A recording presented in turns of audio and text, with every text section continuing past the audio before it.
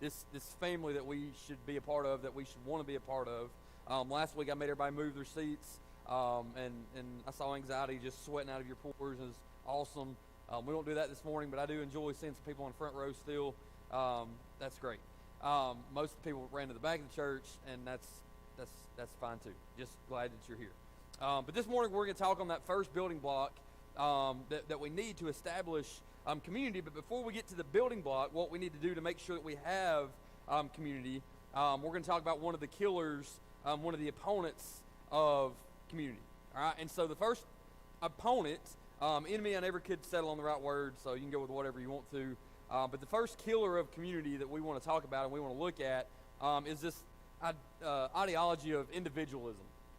All right, individualism is running rampant in our society, and what individualism is this idea of putting yourself first above anybody else, right? To ensure that you have success, that you have personal happiness, that you're taken care of. And it's this me mentality of I'm the only one that matters, and I'm the only one that I care about, and so I'm going to focus on me. I'm going to focus on getting what I want. I'm going to focus on getting what I need, and everybody else can just, suffer, right? So we all, if everybody has this me mentality, we're very selfish. We're very self-centered. And we may be the most self-centered, the most selfish society that has ever existed. And I think a lot of that has to do with Facebook and Instagram and social media, where we've created these huge platforms to where we can go on there and put stuff about ourselves constantly so that other people can see what we're doing, with this idea that everybody's worried about what I'm doing today.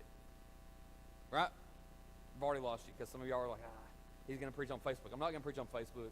But Facebook has helped with this selfishness. All right? We are very self-centered, very self-absorbed, very self-aware society. Let me give you a real example of this and what this looks like. I love my wife. Okay? Sometimes I feel like she loves me too.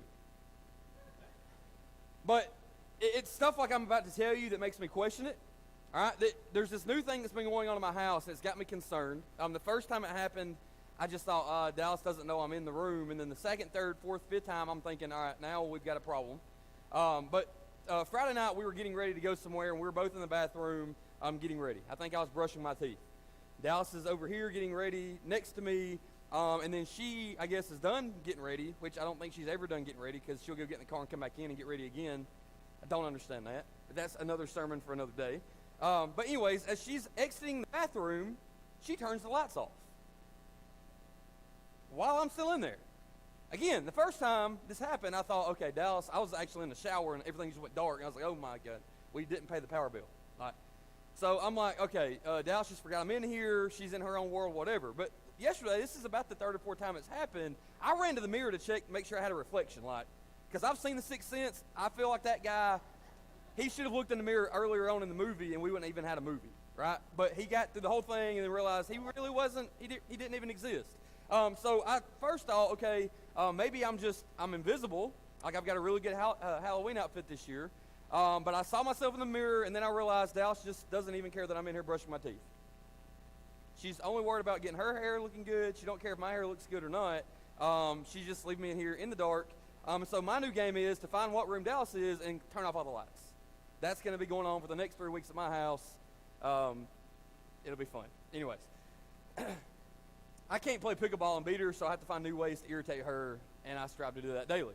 But we live in this world where it's like that. It's a funny story. It's not that funny if you're brushing your teeth in the dark, but we operate in a world like we're the only ones in the room. We're the only ones we care about. We're the only ones we're focused on. We're the only ones that even matter. And if you don't believe that, you can get on Facebook after church. Don't get on it right now. I need you to pay attention. But get on Facebook, get on Instagram, and just look and notice how many posts are about themselves. I got on the other day and I saw a Facebook post that said, "You guys, I'm getting so old." And I'm like, we're all getting old. Like, we're all accelerating at the same pace. You're not getting older than I am, but this person felt the need to tell everybody that she's getting old. We're so self-absorbed that we think people want to know what's in our head, what's in our minds, and what's in our thoughts. I'm going to tell you a secret. They really don't.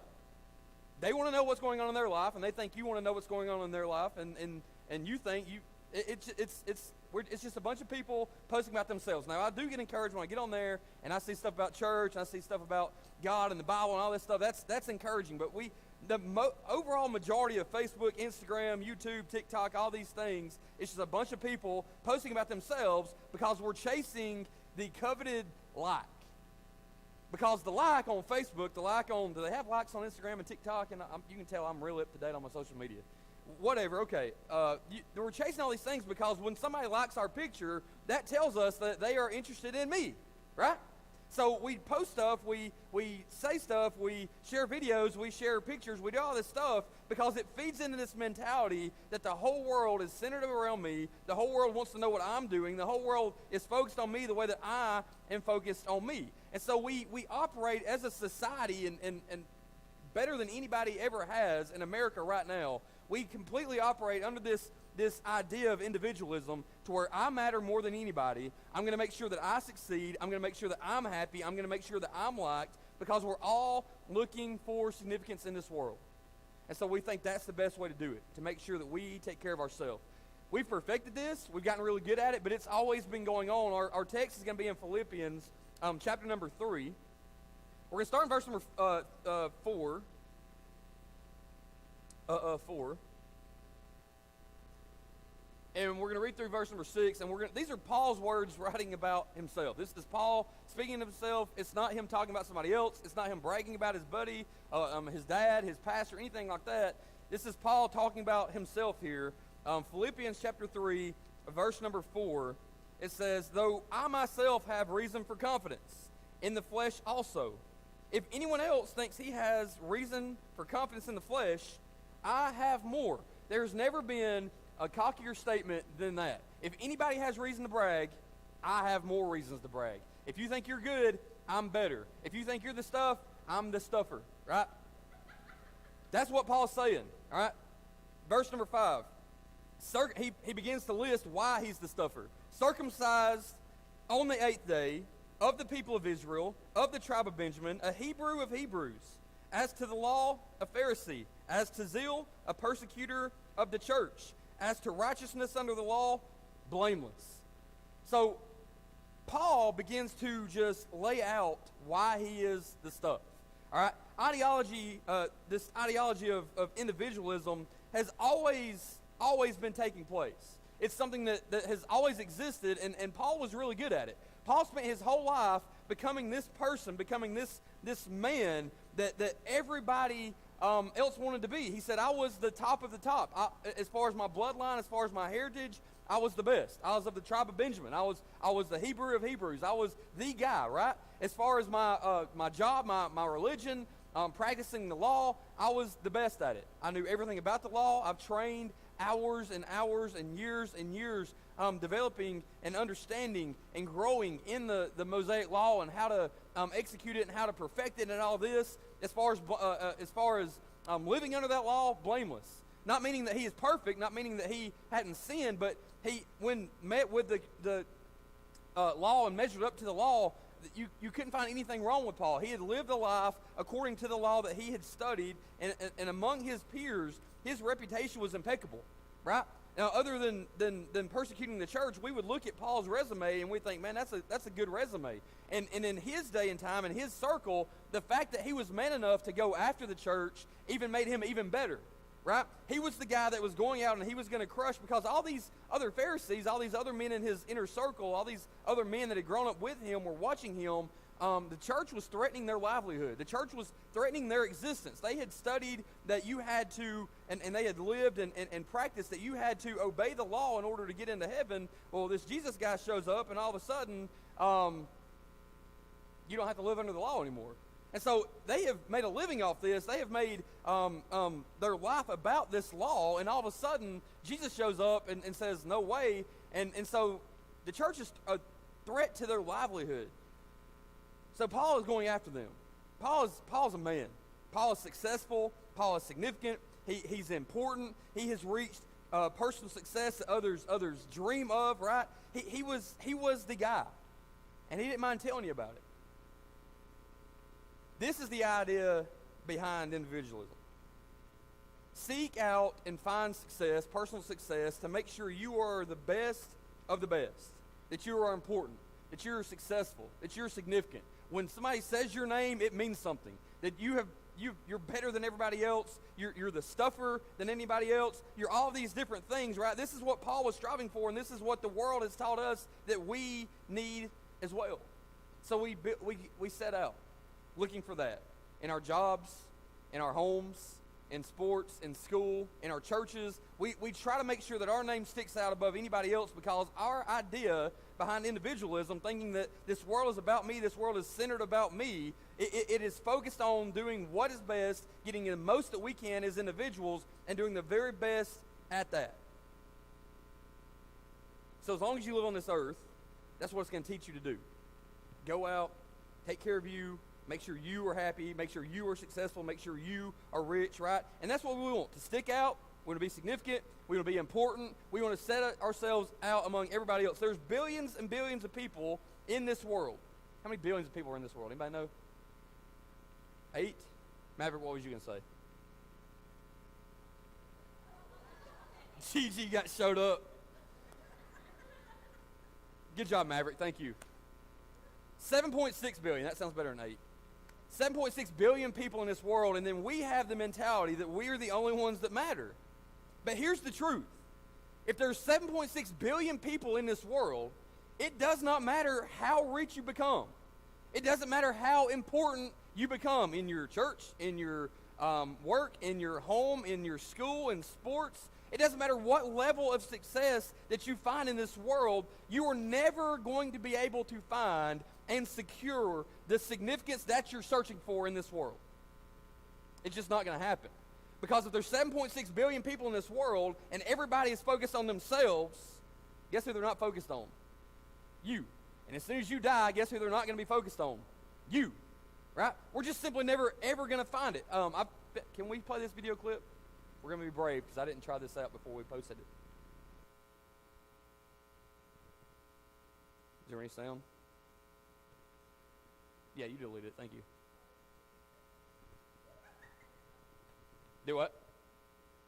Can we restart it? Because we've already missed some of the monologue.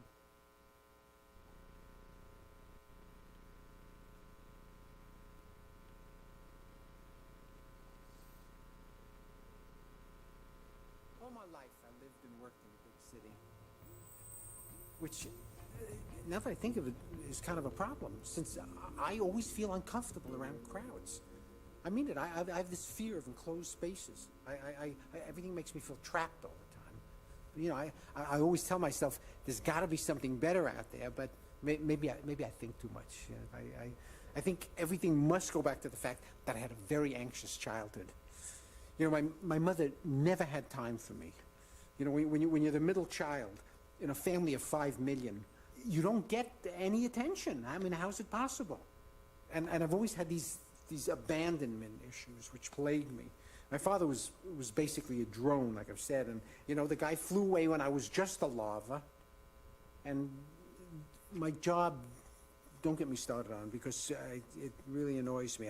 I was not cut out to be a worker. I'll tell you right now. I feel physically inadequate. My whole life I've never been able to lift more than 10 times my own body weight. And when you get down to it, handling dirt is, you know, is not my idea of a rewarding career. It's this whole gung-ho superorganism thing that I, you know, I can't get. I try, but I don't get it. I mean, you know, what is it? I'm supposed to do everything for the colony, and what about my needs? What about me? I mean, I gotta believe there's some place out there that's better than this. Otherwise, I would just curl up in a larval position and weep. The whole system makes me feel insignificant. Excellent. You've made a real breakthrough. I have? Yes, Z. You are insignificant. I am? All my life, So here's what we got, right?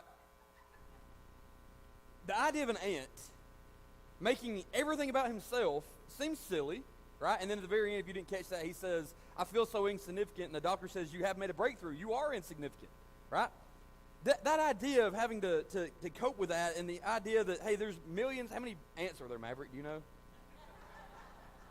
No? Okay. Go look that up. come see me, all right?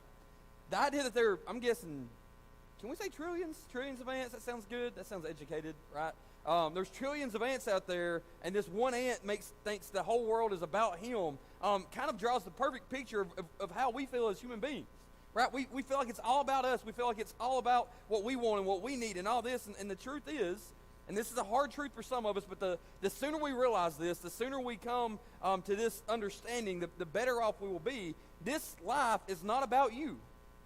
This life is not made to center around you. This world is not created for you. This world was not created to be centered around you. The world does not revolve around you. It doesn't focus on what you want and what you need and what makes you happy. And so for that reason that the world is not created for you, no matter how hard you try, no matter how long you work for it, no matter how long you chase it, you will never be able to find the significance that you search for in this world under this individualistic idea. Right? You'll never be able to rack up enough individual success. You'll never be able to rack up enough money or wealth or fame or fortune or popularity or any of that stuff, because this world simply was not made for you. It was never intended to center around you. And that's a crushing thought for some of us, because we've lived our whole life dedicated to making sure that I am happy and I am taken care of and I am successful and I am significant, right? But you're never going to find the importance in this world. You're never going to find the significance in this world. You're never going to find the success in this world. You're never going to be valued the way that you think you should be valued. And that's a hard reality. That's a hard truth to understand. That's a hard truth to grasp. But I have good news. Because you can, as an individual, find the success. You can find the importance. You can find the value. You can find the purpose. But it's when we come together. It's when we operate together. Because individualism kills community, but common purpose is what brings us together. A common purpose as a church, as a group of individuals, as people that come together, believe together, worship together, do life together, this common purpose is what makes it all stick, and it makes us all succeed, and it makes us find significance, and it makes us find value.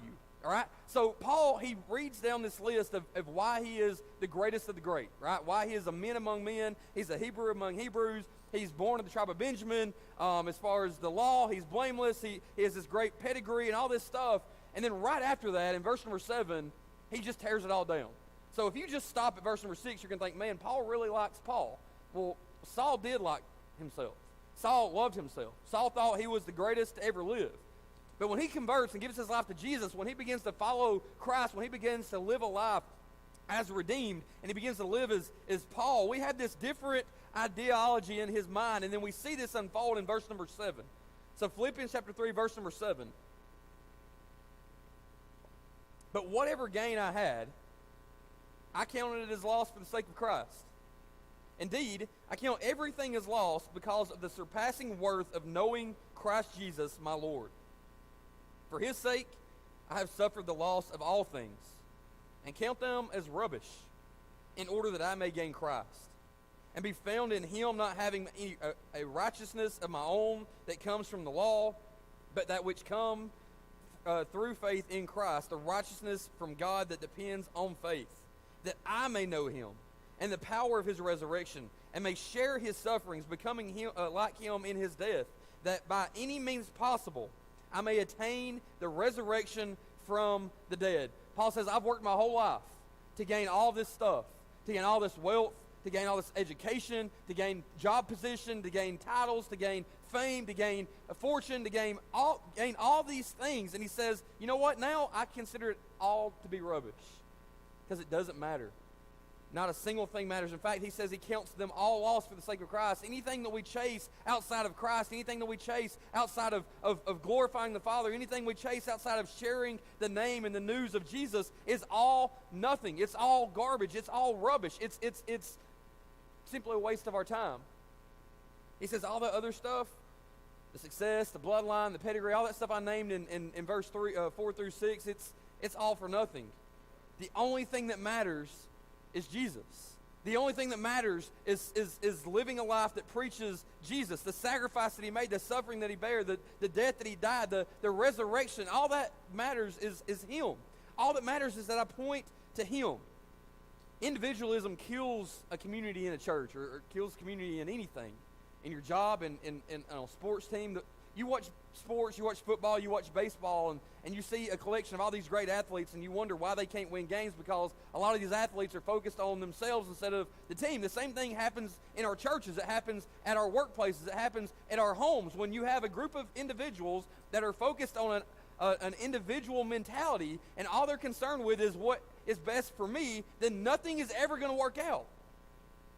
When I marry couples and we sit down and we talk about it, we talk a lot about the idea that a man and a wife should both have a focus on Christ, because if the man is focused on the man and the woman is focused on the woman, eventually the looks ain't going to make it work, the money's not going to make it work, the personalities are not going to make it work. There's never anything that can draw a man to live with a woman and let her turn the lights off while he's brushing his teeth and make that man still want to live with that woman other than a common purpose.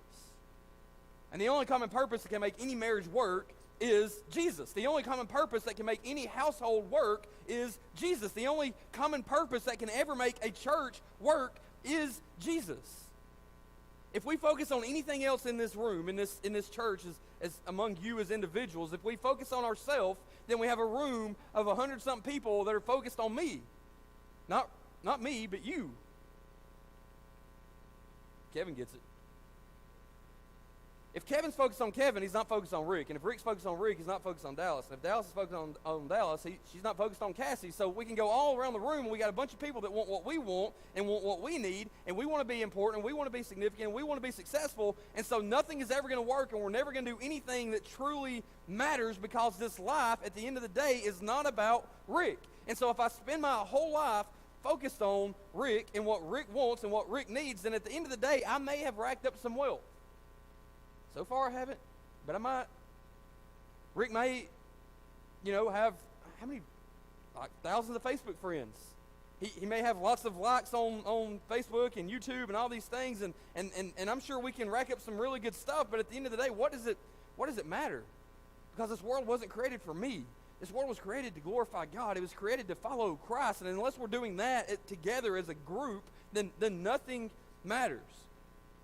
Last week when I got done preaching, I had one of the worst comments I've ever had in my whole life after a sermon. This individual, I'm not going to call them out by name, but they know who they are. This person walked up to me and said, church is a lot like a casserole. I was like, get out of here. But as they left and I got home, I got to thinking, that person unfortunately is right. Church is a lot like one big casserole, right? Casseroles are composed of many ingredients, like 200 ingredients in one casserole.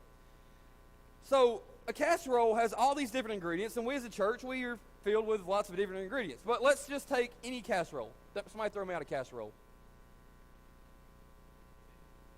That sounds like the worst casserole that could ever been casseroled. Okay, let's say we have a tuna fish casserole. Because, hey, you're going to go for it, might as well go all the way in, right? So we got a tuna fish casserole, and in this tuna fish casserole, I'm guessing, hoping to God, that there's some salt in that thing. The only thing that could save it is like a whole canister of salt. Anyways, so let's say in this tuna casserole, there's all these different ingredients, but one of those ingredients is salt, all right? However, in this casserole dish with all the cat food, tuna, and all this different stuff in it, let's say the salt one day gets up and says, you know what, I'm the best ingredient in this whole thing. And it's probably right. But let's say the salt says, you know what, I hope that when people eat this casserole, they think, man, that salt is delicious.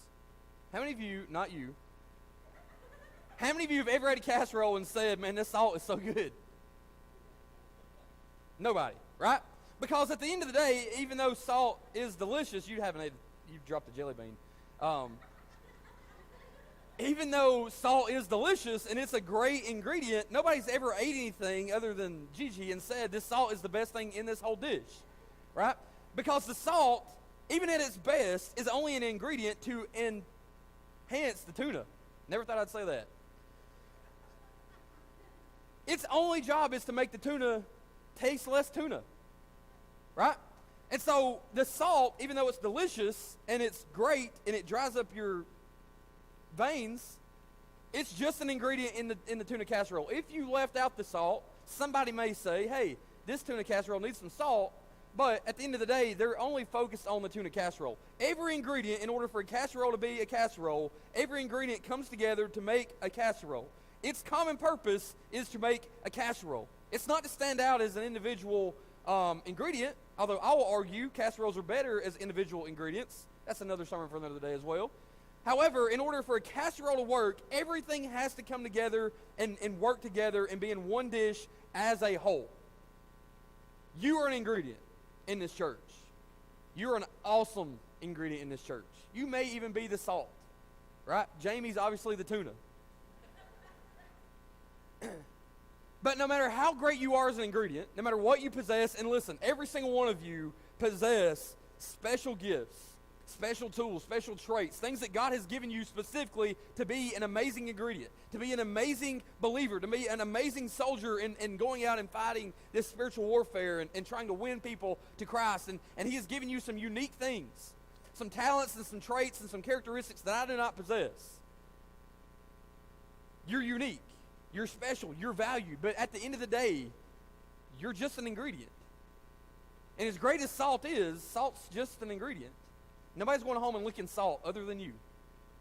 Nobody's going home and just eating spoonfuls of salt. No, you're mixing it up because salt exists to make other things taste better. Tuna fish exists to feed cats and stuff, and you have all these different things, but when they come together, they make something amazing. And so as a church, as a community, you as an ingredient, you're awesome.